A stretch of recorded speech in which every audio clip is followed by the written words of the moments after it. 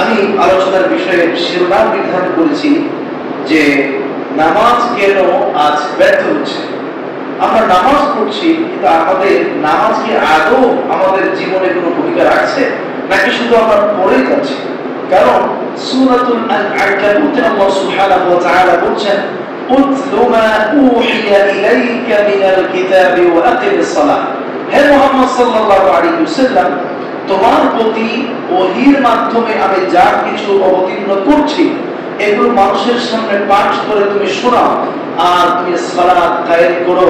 কেননা ইন্নাস সালাতা তানহা আনিল ফাহশাই ওয়াল মুনকার, নামাজ এমন একটি ইবাদত, নিঃসন্দেহে নামাজ যদি মানুষ আদায় করে, নামাজি ব্যক্তি সকল প্রকার অন্যায় কাজ থেকে, অশ্লীল কাজ থেকে, পাপের কাজ থেকে এই নামাজের মাধ্যমে তার জীবনকে পরিশুদ্ধ করতে পারবে। নামাজ তাদেরকে পবিত্র মানুষ বানাবে। ওয়ালা যিকরুল্লাহি আকবার, আর আল্লাহর স্মরণটাই হলো সবচেয়ে বড়। আমরা যা করি আল্লাহ সুবহানাহু ওয়া তাআলা সে সম্পর্কে জানেন।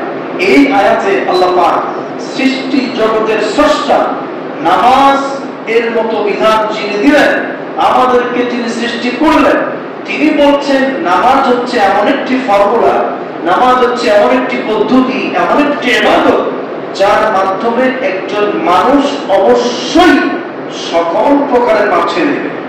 একজন মানুষ অবশ্যই সকল প্রকারের অন্যায়, অশ্লীলতা, বেহায়াপনা, নিষিদ্ধ কাজ, হারাম কাজ ছাড়তে বাধ্য হবে। এই কথা কে বলেছেন? যদি বলেন কে বলেছেন?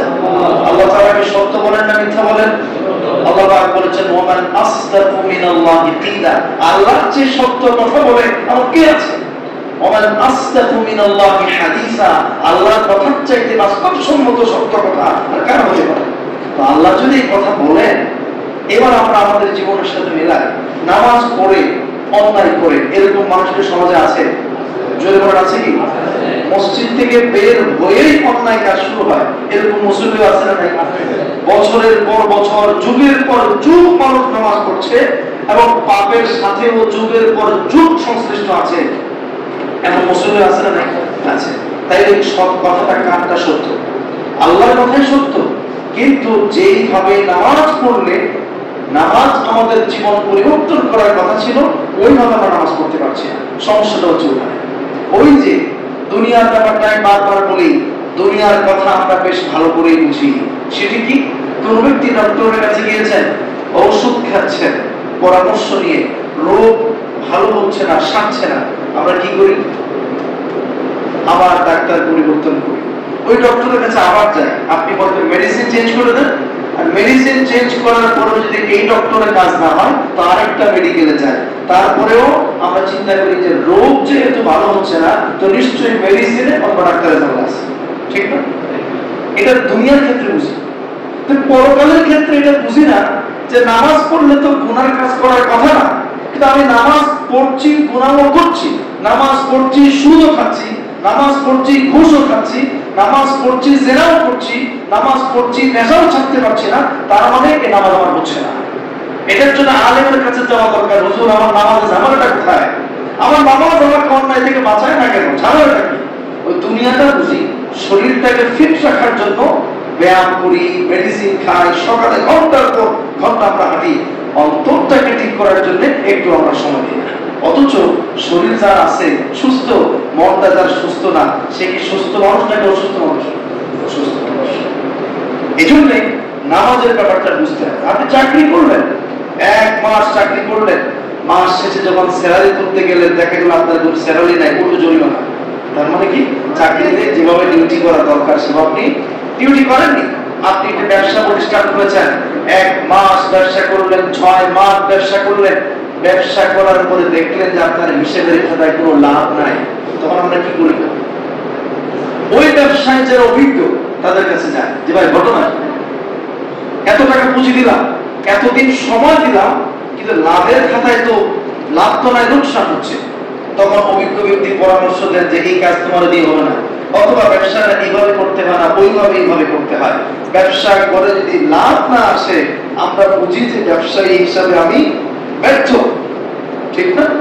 তো তখন আমরা পলিসি চেঞ্জ করি। তো নামাজের ক্ষেত্রে, ইবাদতের ক্ষেত্রে আমরা কেন যেন একটু বোকাশোকা হয়ে যাই।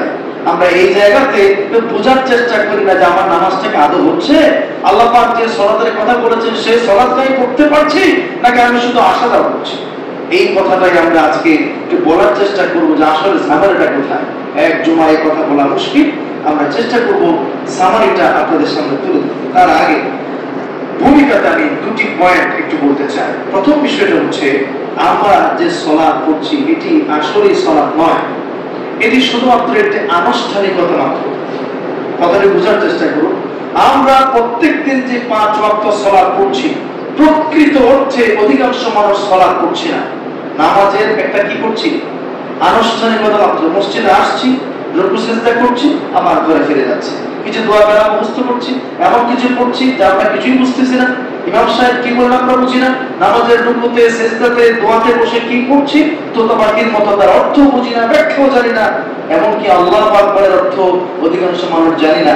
আমরা যে সালাত করছি, আমি বলি আমার ভাষায়, এটি কেবলমাত্র একটি আনুষ্ঠানিকতা মাত্র। সালাত প্রকৃত অর্থে আমাদের পড়া হচ্ছে না।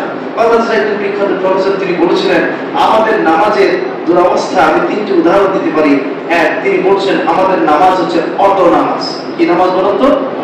অটো নামাজ, অটো সালাত। কিভাবে আপনি বুঝবেন? একজন ব্যক্তি নামাজে দাঁড়ালো, আল্লাহু আকবার, মুখ থেকে কি আসে? সুবহানাল্লাহুম্মা। এটা কি ইচ্ছা করে আসে নাকি না চাইলেও চলে আসে? না চাইলে আসে। সূরা এটা পড়লাম, অটোমেটিক সূরা ফাতিহা আসছে। সূরা ফাতিহা শুরু করে যে আপনাকে প্রত্যেকটা আয়াত মনোযোগ দিয়ে পড়তে হচ্ছে এরকম না, অটো চলতেছে। রুকুতে গেলে সুবহানাল্লাহি রাব্বিল আযীম, অটো আসতেছে। আত্তাহিয়াতু শুরু করলে অটোমেটিক দোয়া মাসরা শেষ হয়ে যাচ্ছে। অর্থাৎ এটা যেন মানে একটা অটো সালাত।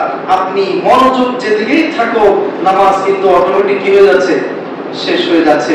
তিনি বলছেন আমাদের সালাতটা যেন অনেকটা অটো সালাত, অটো নামাজ হয়ে গেছে। আরবে একটা বিখ্যাত ঘটনা আছে। একটি যে কোনো একটি সংস্থা নামাজ নিয়ে একটি সেমিনার